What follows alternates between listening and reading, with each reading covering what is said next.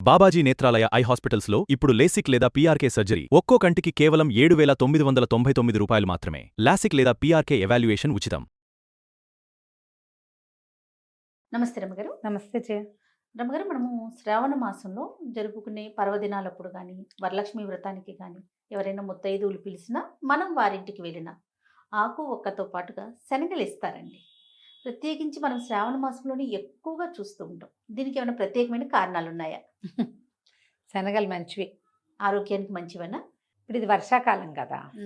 ఈ వర్షాకాలంలో రకరకాల ఆరోగ్య సమస్యలు వచ్చేందుకు అవకాశం ఉందా మనకి? మరి ఉన్నది. దీనికి ఏదైనా ఒకటి ఖచ్చితంగా ఇవే తినాలి అవే తినాలంటే తింటామో తినమో. అవును. ఇప్పుడు ఖచ్చితంగా అదే మన ఇంట్లో ఉందనుకో, నువ్వేం చేస్తావు? ఖచ్చితంగా వేరే దారి లేదు. అందులో ప్రసాదం అంటే మరి తింటాం, వదిలేయం ఇంకా. తప్పకుండా. మామూలుగా గురువారానికి శనగలు చెప్తారు కదా, నీకు తెలిసిందే. అవునవును. బుధవారానికి పెసలు, గురువారానికి శనగ. శనగలు.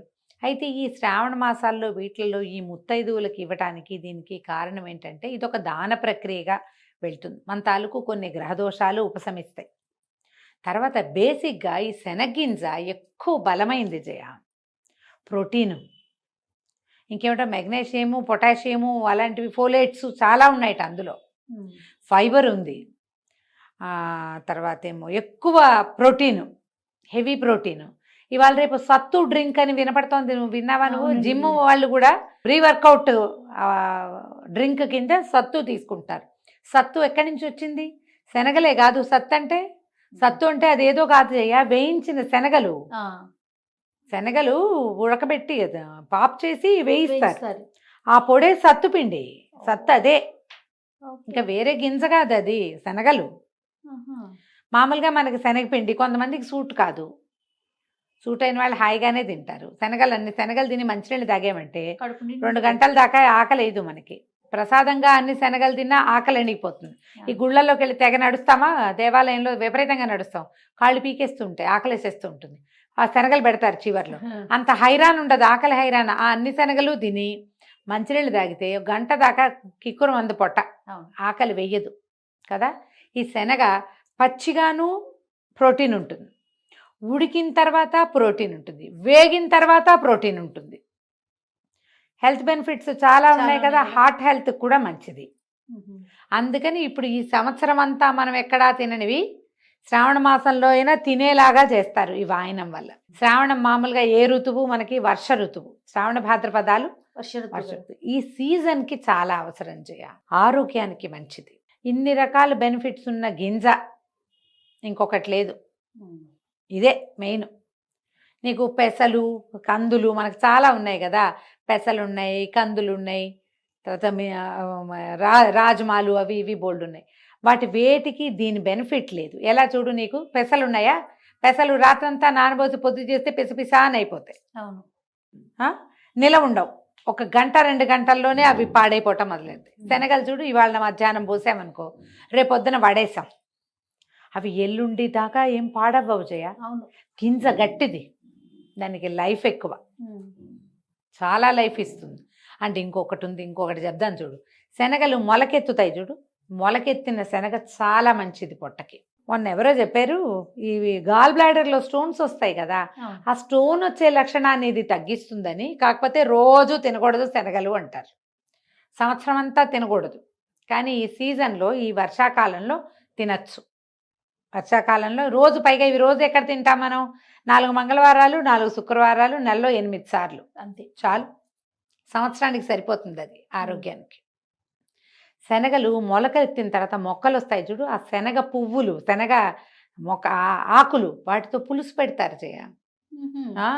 అయితే ఇప్పుడు ఈ శనగల్ని దానం చేస్తే లక్ష్మీదేవి అనుగ్రహం లభిస్తుందని కూడా చెప్తారు మనకి. ఇది ఇప్పుడు శనగలు సాధారణంగా ఎప్పుడు చెప్పుకుంటాం మనం? గురువారాలు శనగలు దానం చేస్తారు. బుధవారం పెసలు, గురువారం శనగలు చెప్పుకుంటామా? అయితే ఇప్పుడు లక్ష్మీదేవి అనుగ్రహం కోసం మనం ఈ పండగ, ఈ పూజలు చేసుకుంటాం శ్రావణ మాసంలో. ఆమెకి ఇష్టమైనది ఏమిటి? పసుపచ్చటి బద్ద అయినటువంటి శనగబద్ద. పసుపచ్చటి గింజ కదా, అందుకనే కదా శనగపప్పు ఇష్టమని లక్ష్మీదేవికి మనం ఏం చేస్తాం? శనగలతో, శనగపిండితో చేసే బజ్జీలు, చెక్కిలాలు, తర్వాత ఏమో లడ్లు, తర్వాత ఏమో వడలు, ఇవన్నీ ఇస్తాం కదా.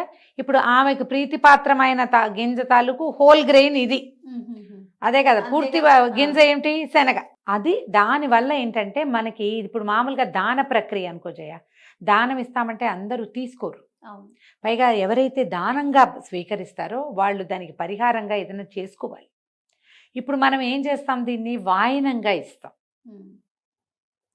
అది కూడా సాధారణంగా ఈ అమ్మవారి దగ్గర నివేదన చూపించేస్తాం. వాటిని ఈ నివేదన చేయబడిన వస్తువుని స్వీకరించడం వల్ల అవతల వాళ్ళు ఎవరికి దానం తీసుకున్న తాలూకు దుష్ప్రభావం ఉండదు, ఆరోగ్యానికి ఎలాగూ మంచిది. మనకు కూడా మన చేతిలో నుంచి ఇన్ని శనగలు బయటికి వెళ్ళటం వల్ల ఏమవుతుంది, ఆ గ్రహం తాలూకు అనుగ్రహం లభిస్తుంది కదా. అందుకని ఇది ప్రవేశపెట్టి ఉండవచ్చు. ఇంకా ఏ గింజ ఈ రోజుకి పెట్టలేదు. పెసలు ఉన్నాయి దీనిలాంటివే, కానీ పెసలు పెట్టల. ఇది బలమైన గింజ, నిలవ ఉంటుంది.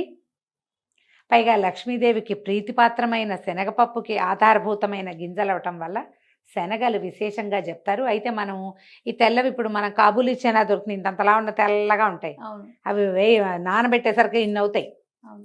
కొమ్ము శనగలు, నల్ల శనగలు ఇస్తే మంచిది. అవి నానబెట్టండి, సాతాళించి ప్రసాదం చేసి నివేదన చేసి ఇవ్వచ్చు. మనం వాయనంగా పచ్చివే ఇస్తాం.